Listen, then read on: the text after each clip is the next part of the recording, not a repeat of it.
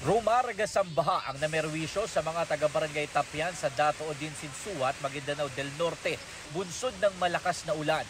Halos hanggang tuhod ang baha sa ilang kalsada.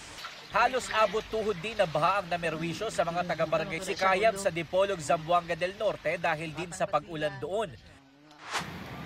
Pahirapan din ang biyahe ng ilang motorista sa ilang kalsada dahil naman sa gutter deep na baha.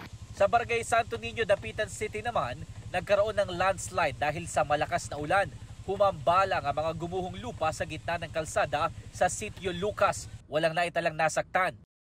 Stranded ng halos 3 oras sa mga motorista sa Barangay Lunan Norte, Makilala, Cotabato. Binaha kasi ang kalsada kasunod ng pag-apaw ng sapa. May ilang motorista namang sinuong ang baha para makauwi. Sa isang paaralan sa Barangay Saravia sa Coronadal City naman, pumasok na ang baha. Nagtulong-tulong ang mga estudyante na walisin ang tubig sa koridor. Inulan din ang ilang bahagi ng Bonggao, Tawi-Tawi. Sa Barangay Pag-asa, gutter deep ang baha. Ayon sa Pag-asa, ang pag-ulan na naranasan sa Mindanao ay dulot ng easterlies.